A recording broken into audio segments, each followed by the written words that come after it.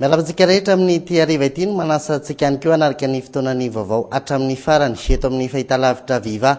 Avy hatrany dia ny votoatin'ny vaovao no arahantsika hanombohantsika ny fotoana mikasika ny fanabeazana. Ny marimarina kokoa dia ny mikasika ny aron'akanjo na ny tablier fotoana fanaovana komandy na ny fanjairana izany amin'izao fotoana izao. Eny an-tsena dia somary efa manomboka sahirana ireo mpanao zaitra an-tsena amin'ny fandraisana sy ny fanjairana an'izany tablier izany. Teny sotro no nanaovany Aina Muriel sy Viva n'ity fanadihadiana ity. Iditra klasy maternelle itanien voalohany eo amin'ny fiainana izy no anao tablier. Sahiran-tsaina ireo ray aman-dreny, ny any am-pianarana ihany no manao ny modely anjairana ny tablier. Tablier ohatran'ny volontany hafahafa izay. Be da be ilay izy amin'ity vao misy tablier. Ay fotsiny aloha fa tsisy voly. Aloha amin'ilay anina fa ilay zaitra an-tsena mora rovitra. Dia marisika amin'ny zaitra ity an-tsena ny mamanontania. Mpanjaitra matianina hafa mihitsy no ampanjairany akanjon-janany amin'izao voalohany izao.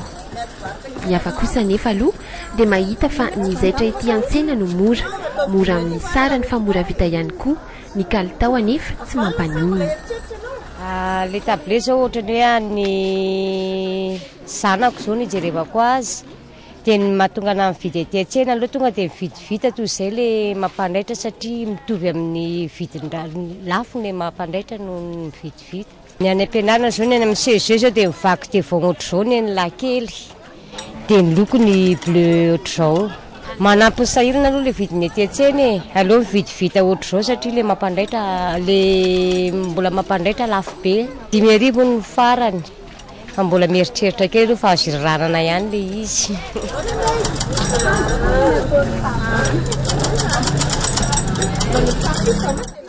Ny mpanjaitra efa tena ao anatin'ny asa mihitsy. Iray volana latsaka kely mialoha amin'ny fidirana.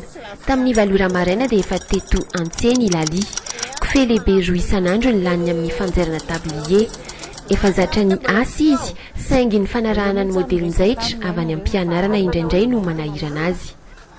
Masera ndray sy ny frera zany ary ny libre tsy maintsy vaky teo fantaholo satria zareo asana noho ny jeu privé anga dia ohatrany sarotorotony sy masisika kely eo amin'le sekoly moa ny ankizy koa fa misimisy secondaire sixième miakatra fa mba mino fa matomatotra izy zany eo amin'le resaka fianarana ao an-tsekoly.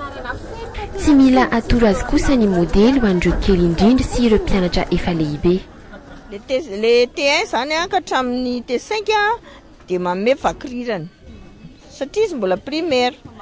Dia ny 6e miakatra indray zany manome vaky devant satria izy efa mba lehibe. Tsena aloha zao mbola tsy dia tena mandeha tsara fa ny ankizy mbola nala baka manomboka rapitso alatsinainy dia vita baka zany amino fa mety ho tsara.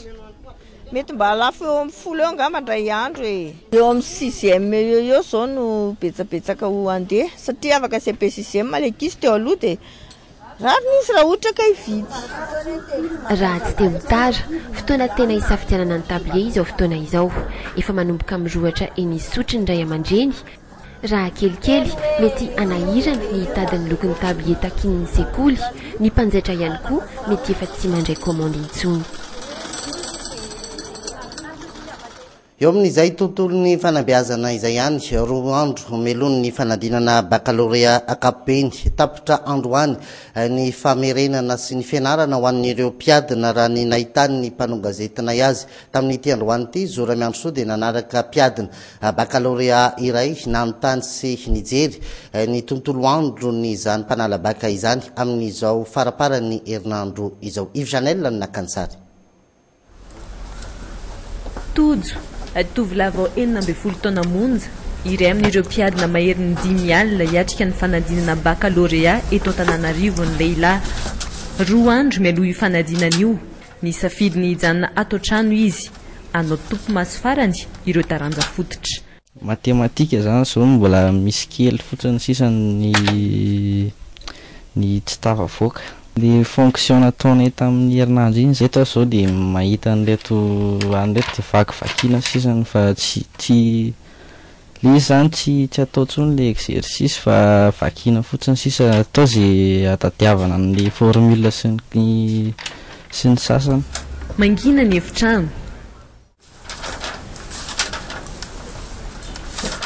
Ireo raiki-poy amin'ny taranja matematika no averimberina mba ho tadidy. Io taranja io no heveriny akana noty betsaka anavotana izay manahirana azy toy ny fizika. Fizika no tena atahorako hatrambo zao. Ny notiko zao farany ambany zao 5 teo sur 20. Dia ny ambony indrindra 12 sur 20. Le formule ali zany bobaka be dia indraindray misy tsy tadidy, misy tsy voametrisé tsara. Dia le matematika mila mafisoko kely zany hoe mba hoe manavitra an'ilay izy. Ora telo no namadibadian'ny tojony kahie farany. Vitatreo ny tena famerenana, miditra amin'ny fialamboly kely ny tovolahy. Ivavaka rahampitso, mialohan'ny ijerenany foibe mpanadinana sy ny atrehana ny tena fanadinana ny alatsinainy izao. Marena moa fa misy 17 sy 405 alina anisan'ireo mpanala ny fanadinana baccalauréat ho an'ny eto amin'ny faritany amin'ny Antananarivo.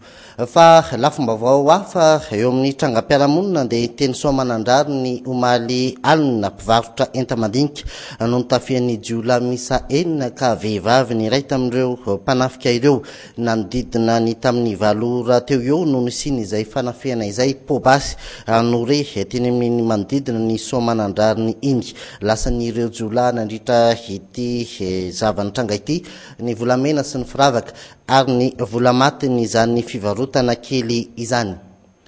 Ivadika lafim-baovao politika kosa isika, inona no mety ho avoakan'ny CES amin'ny endriny vaovao hatramin'ny omaly ireo mpitsara ny fifidianana misy 20 izay mandrafitra ity rafi-pitsarana ity no efa nandinika ireo taratasy fangatahana fanesorana kandida tonga teo ampelantanany. Taratasy fangatahana izay mitaky ny anesorana anatin'ny lisitra ny kandida ifaninana amin'ny fifidianana izay filoham-pirenena. Ireo kandida telo izay tsy ekeny ny fianakaviam-be iraisam-pirenena ny betsaka indrindra tamin'izany fangatahana izany. Amin'ireo 270 iray amin'ireo no tena voteny ny anaran'ny kandida ny ankolafy Ravalomanana. Fangatahana misa 9 no mangataka ny anesorana azy. Ny tarato zao moa raha tara indrindra no tsy maintsy amoaka ny fekevitra sy ny fanapahany ity rafitra miandraikitra ny fitsarana mikasika ny fifidianana ity.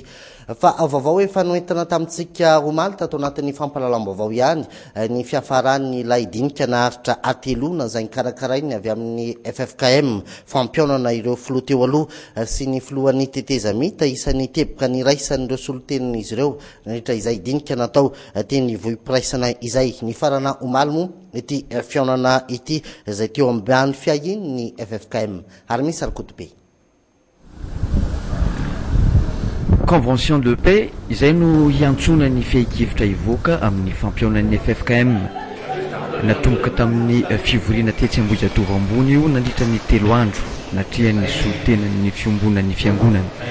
Ady hevitra no natao, nisy ny nitovizana hevitra, misy ny tsy nitovizana dia samy mahafantatra hoe inona ny vahaolana fa le lalana tongavana amin'izay vahaolana zay zany eo zany no mbola misy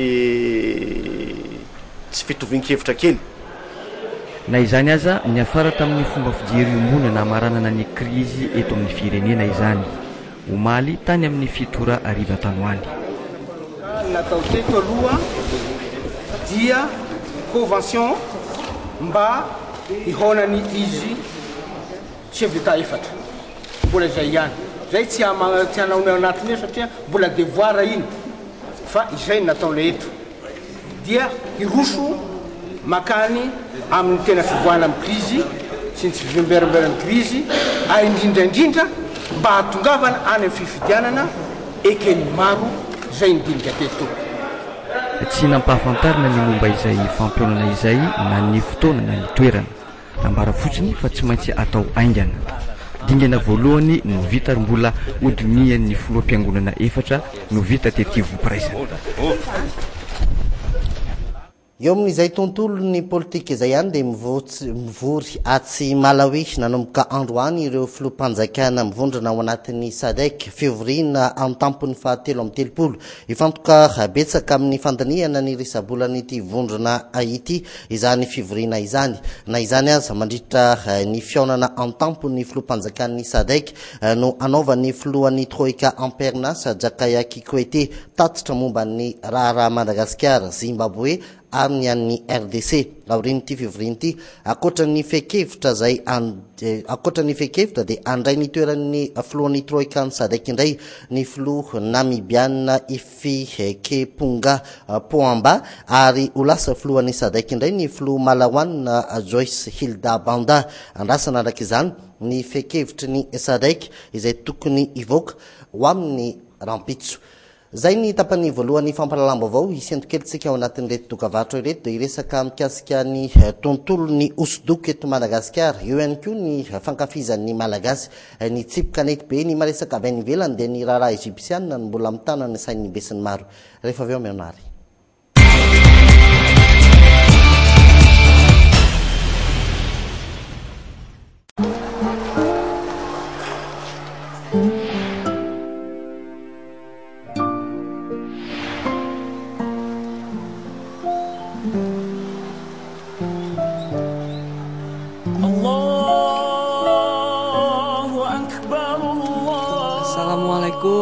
Waalaikumsalam.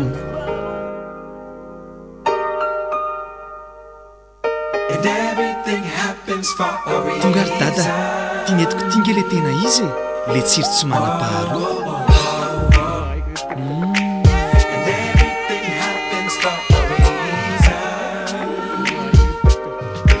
Misy edapa natao antsika rehetra.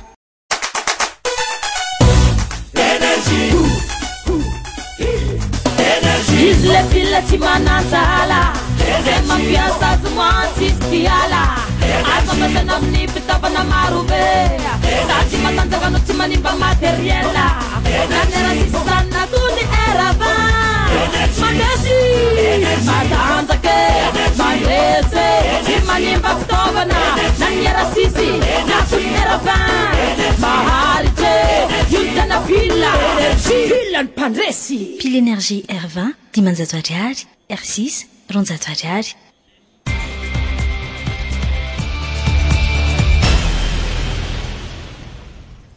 Tonga soa amin'ny tapany faharoa ny fampalalam-baovao anomboantsika azy ny tontolon'ny fahasalamana sy ny sakafo iresaka mikasika ny huître isika sakafo izay be otrikaina ary maro ny mpivarotra azy eto Antananarivo nanao izay fanadihadiana izay Aina Muriel sy Janelle. Fa olana iray mamerina aingana ny hery ilain'ny vatana ary ankafizin'ny maro ny fihinanana huître. Ny asa nandritra ny alina ity tovolahy ity ary saika ny aretinifo no avy hatrany dia mahazo azy raha vao vizana. Huître no heveriny amerina ny fahasalamany.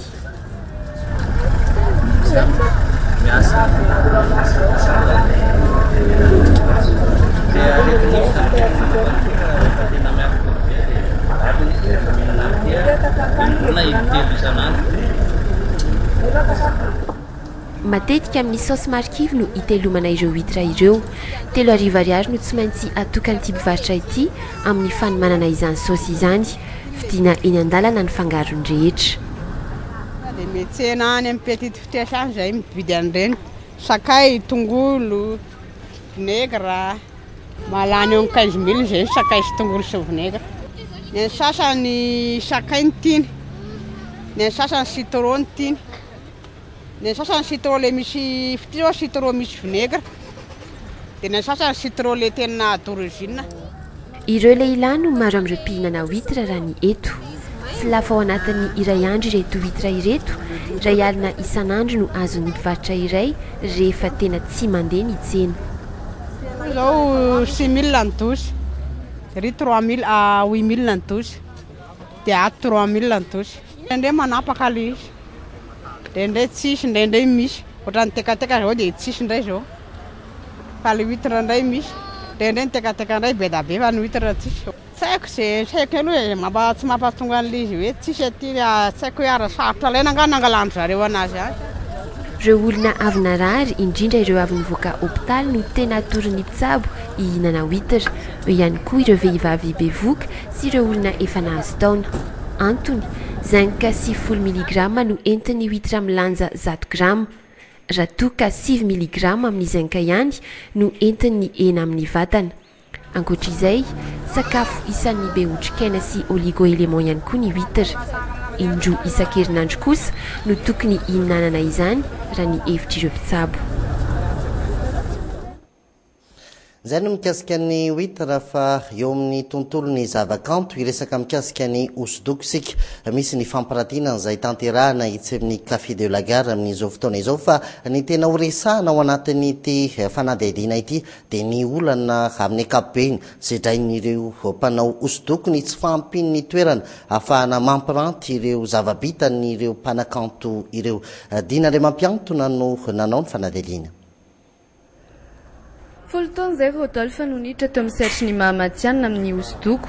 Ity tableau ataony ity izao dia portrait mitondra ny lohateny hoe premier pas na ihany koa ilay voaloham-pamindra.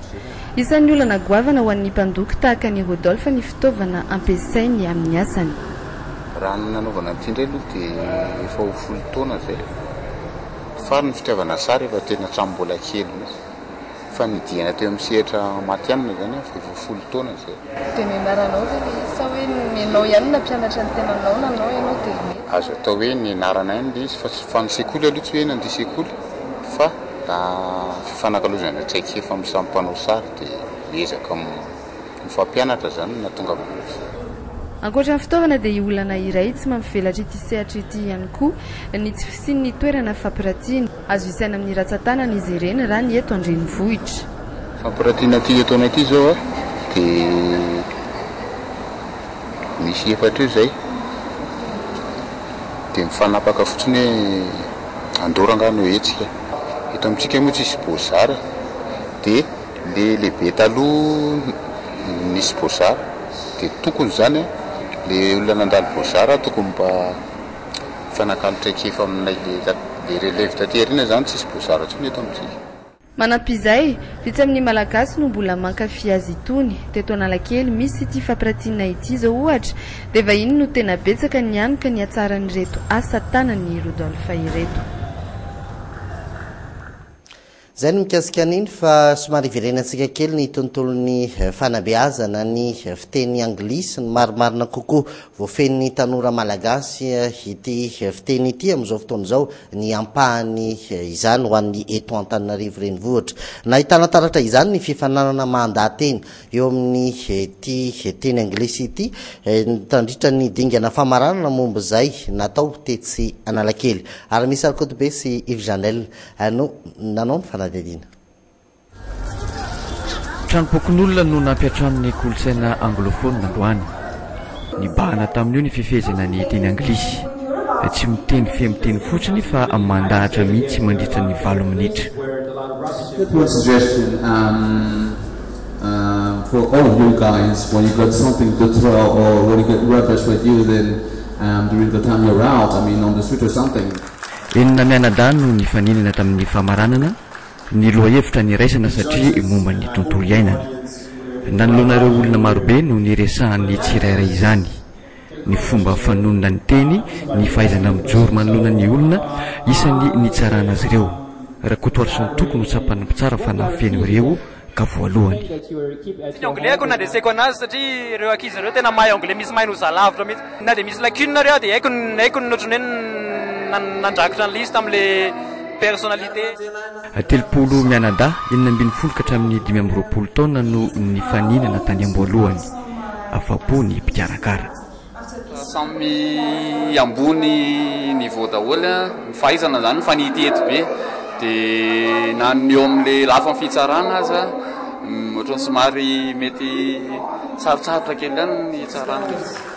Andiany faharoa ny tana speech natao tamin'ity indray mitoraka ity.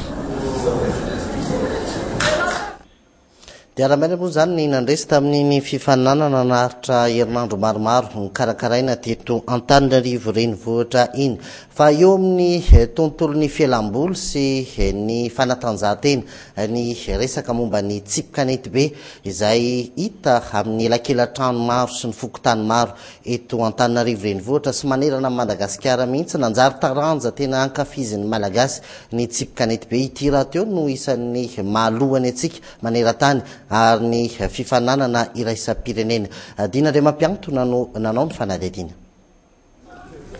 Toerana tsy dia malalaka loatra ety amin'ny couloir ety Ampefiloha indreto tanora maromaro ankizy vitsivitsy miomana ilalao kanety be.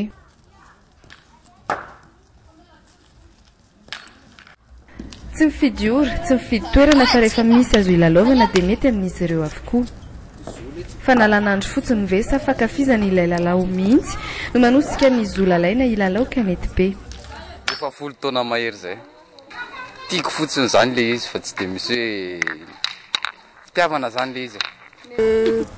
Fotoana ohatrany ahoana nanaovanao an'ilay izy ao anatin'ny ray andro hoe afirika hatrafetiny? Sy miankamiankana amin'le journée ihany io e. Miankana amin'le tontolo andro, ndraindray hariva, ndraindray alina, ndraindray maraina.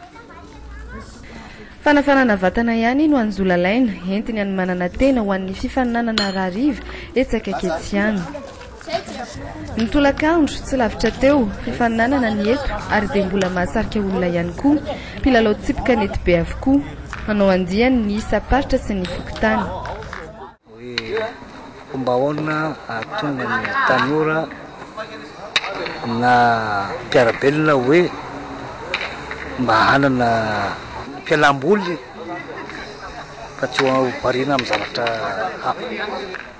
mpitezana zay zany nahatonga eo hoe miezaka mafy hoe isan-quartier ohatra zao mba hisy fialamboly mba ho atao an'ny rehetrarehetra.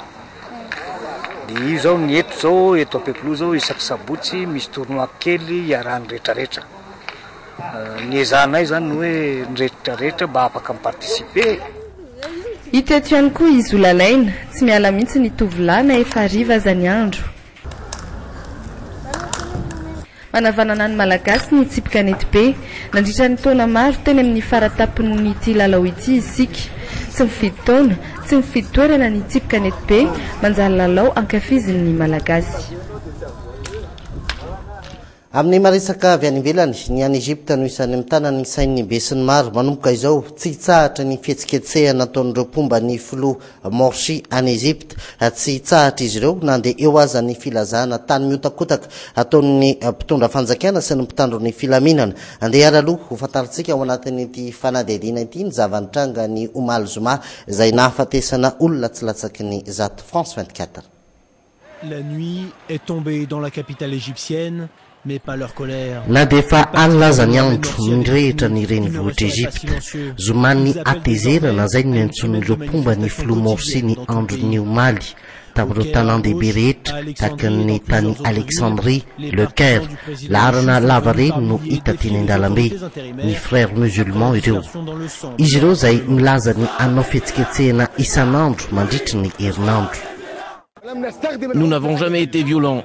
Tsy nampiasa hery mihitsy zahay milamina tsara ny hetsika nataonay hatrizay ary amin'ny alalan'izay fomba izay no androdananay fitondrana tsy ara-dalàna io. Nous ne quitterons pas les places. Tsy alety mihitsy zay ary tsy angina za manokana tsy frères musulmans akory tsy mpikambana amin'ny antoko politika saingy eto aho satria raha alahanay reny maty reny ary tsy maintsy ho hita ny marina momba izany. Nous voulons leur rendre justice. Taorinan'ny fivavahana Omaly Zoma raikitra ny fifandonana teo amin'ireo mpomba ny filoha Morsi sy ny mpitandro ny filaminana manomboka ny poka ny basy tahaka izao ny zavanitranga tamin'ity tetezana iray ity tao Le Caire. Ny mpitandro ny filaminana avy eny ambony trano avo no mitifitra amin'ny alalan'ny bomba mandasa-dranomaso. Ny televizion mpanjakana kosa nampiseho fa misy ireo mpanao fihetsiketsehana no nitazona basy. Ny tatitra tsy ofisialy no nilaza fa olonanjato no maty tao Caire fa indrindra ihany koa tany Ismailia. Voadidin'ny mpitandro ny filaminana ny ampahany betsaka amin'ireo tanan-dehibe any Egypte. Voadidina tsy azo nidirana ihany koa ny Place Tahrir. Manoloana ny zavantranga tato anatin'ny roa andro tany Egypte dia miantso fitandremana fatratra ho an'ireo teratany monina any Egypte ny firenena tandrefana. Ny Amerikanina dia miantso ny Amerikanina rehetra ody sy hialan'ity firenena ity. Ny Frantsay sy ny Britanika kosa dia manafatrafatra ny amin'ny tokony hialana amin'izay. Ny Amerikanina moa izay manameloka ny herisetra saingy tsy mbola nisy fepetra andraisiny mandraka androany raha ny vaovao voaray. Atsy Zimbabwe dia nanajanona ny fitoriana izay nentiny nanoerana ny voka-pifidianana izay nahalany ny Robert Mugabe ny avy amin'ny ekipany Morgan Tsvangirai. Raha ny filazana izy ireo dia tsy nomeny fitsarana azy ireo ny antota taratasy tokony anaovana izany fitoriana sy fandavana ny voka-pifidianana izany. Araka izany dia Robert Mugabe ihany no filoha Zimbabweanina filoha izay nitondra tato anatin'ny 13 taona izao. Iverina eto Madagascar isika iresaka hafa mihitsy ny teny mivadika antsoina amin'ny fiteny frantsay hoe verlan. Nandritra ny taona maro no efa lamody ny verlan, karazana tanora voatokana no tena mampiasa azy amin'ny andavanandrony fa matetika ny hainotsika azy dia any anatin'ireny hira karazana rap na hira tena ankafizin'ny tanora ireny. Dinandre mampiantona no nanao ty fanadihadiana ity.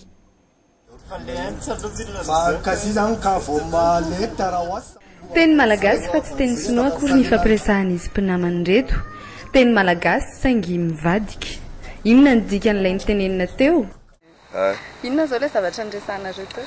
Le zavatra andresana teo zao momba plan rariva hoe inona natao raha soir dia mbola tsy fantatra fa mbola misy zavatra atao any an-trano ohatrohatr'izay. Tahaka izany hatrany ny fampiresahan'izy efatra amin'ny rahalahy reto. Tsy dia natao anafenana inona loatra fa natao hifankafantarana fotsiny ihany. Mitohy foana izy isaka ny génération dia navozina fotsiny anay mety tsy dia mifankahazo fa mibazy ny eo foana zany. Ome ohatra hoe atao feza teny anankiray mihitsy zao hoe nanao an'izao ohatra n'izao. Ohatra hoe ila himma le aintsy. Inona zao dikan'izay? Dia hoe mahafinaritra le ankizy. Amin'ilay le tsain dikan'izay. Ny verlan tokoa dia fomba hitenenan'ny tanora entina hiavahana manoloana ny fiarahamoniny. Ny Amerikanina no tena nanomboka io fomba fiteny io. Ny ampita sy nahazo laka kosa any anatin'ireny hira natao an'ny tanora ireny indrindra ny rapy. Ho an'natikalo ohatra fomba hafa no nampiasan'ny teny mivadika ao anatin'ity hirany ity dia ny anaran'ny mivadika hatramin'ny voalohany hatramin'ny farany avokoa ny tononkira sy ny fietsika rehetra. Avy eo navadika fotsiny ihany ka lasa nienitra tahaka izao. Tapitra ny vaovaontsika tamin'ity hariva ity ankasitrahana ny fanaranao zany hatramin'ny farany rampitso ny fandarana farango amin'ny fitora sy fahefany no entina aminao ny sampany fampalalam-baovao mitondra ny vaovao kosa amin'ny alatsinainy amin'ny 12 sy fahefany ao anatin'ny midi événement mame fotoananao amin'ny manaraka indray. Velomatoko.